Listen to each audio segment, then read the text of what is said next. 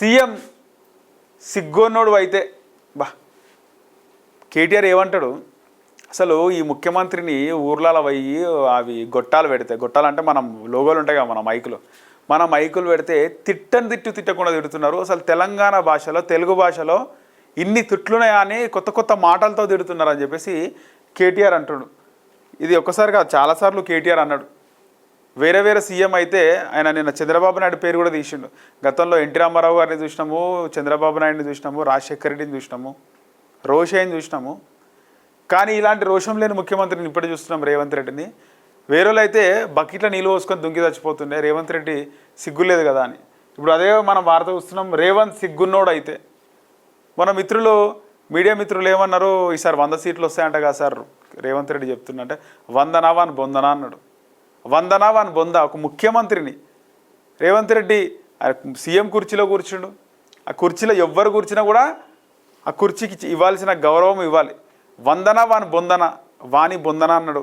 ఇదే ఉమ్మడి రాష్ట్రంలో అయితే ఖచ్చితంగా ఒక ముఖ్యమంత్రి ప్రతిపక్ష నేతను తిట్టినా ప్రతిపక్ష నేత ముఖ్యమంత్రిని హుందాతనంగా కాకుండా పరిధి దాటి అంటే ఒక విలువ ఇవ్వకుండా మాట్లాడితే ఖచ్చితంగా ఆ మరుసటి రోజులు ధర్నాలు, నిరసనలు, దిష్టిబొమ్మ దగ్ధాలు, రాష్ట్ర బంధుకు పిలుపునిస్తుండే ఆ పార్టీలు. ముఖ్యమంత్రిని తిడితే మాత్రం ఇంకా వైరల్గా ఉంటుండే. మొత్తం రాష్ట్రం బంద్ చేసి కేటీఆర్ పైన నిరసన చేయాల్సిన పరిస్థితి. అలాంటి మాటన్నా కూడా రేవంత్ రెడ్డి స్పందించలే, ఎవరు స్పందించలే, పెద్దగా స్పందన లేదు. అంటే ఇక్కడ ధర్నాలు చేయాలని నిరసనలు చేయాలని కాదు, కానీ ఒక ముఖ్యమంత్రిని వందన వాని బొందన అన్నప్పుడు ఎవరు పెద్దగా స్పందించలేదు. ఇది ప్రభుత్వానికే మైనస్.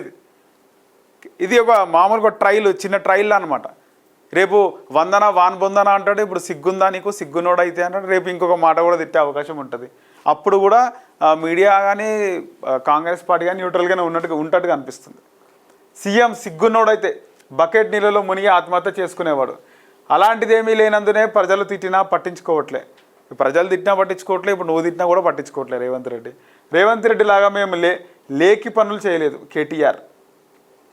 నిన్న మెదక్కి సంబంధించిన సభ పెట్టేసి బాగా వేసుకున్నాడు. ఇంకా మెదక్లో ఆమె పద్మా దేవేందర్ రెడ్డి మాజీ ఎమ్మెల్యే, సిద్దిపేటలో అప్పుడు పందులుండే, ఇటు మెదక్లో గాడిదలు ఉన్నాయి, సిద్దిపేటలో పందుల పని అయిపోయింది, మెదక్లో కొన్ని గాడిదలు ఉన్నాయి అనుకుంటా అని చెప్పేసి ఇండైరెక్ట్గా అక్కడ ఉన్నటువంటి సిద్దిపేట మెదక్ ఎమ్మెల్యే మైనంపల్లి రోహిత్ను ఉద్దేశించి ఆ మాటలు అన్నాడు. కొన్ని గాడిదలు ఉన్నాయి ఏమక పద్మక్క అని మాట్లాడతాడు. పద్మా దేవేందర్ రెడ్డి ఇంట్లో అంటే పద్మా దేవేందర్ రెడ్డి ఊరే మా అత్తగారు ఊరు, ఆమె మెదక్ రామాయణపేట మా అత్తగారు ఊరు, మళ్ళీ వాళ్ళ అమ్మగారు ఊరేమో మా ఊరు అని చెప్పేసి, మా అత్తగారు ఊరేమో అక్కోళ్ళ అత్తగారింటి దగ్గర, వాళ్ళ అమ్మగారి ఇల్లు మా అమ్మగారింటి దగ్గర అని చెప్పేసి అక్కనే వరుస కలిపిండు. అక్కనే పిలుస్తారు ఎప్పుడు. కేసీఆర్ కూడా నా బిడ్డ లాంటిది పద్మా దేవేందర్ రెడ్డి అని చెప్పి గతంలో చెప్పడం జరిగింది. ఇక ఇదే మెదక్లో చెప్పిండు కదా కేటీఆర్, మా అత్తగారు ఊరుంది రామాయణపేట అని.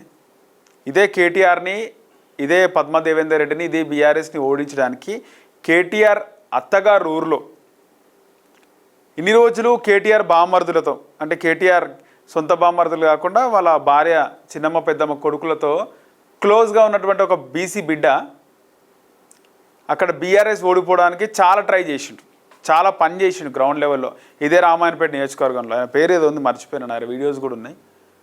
ఇదే పద్మాదేవర్ రెడ్డి ఓడిపోవడానికి మైనంపల్లి రోహిత్కి సపోర్ట్గా చాలా వరకు ఆయన పనిచేయడం జరిగింది. ఆయన కూడా పెద్ద అసెట్గా మారాడు ఆ మెదక్ రామాయణపేటలో.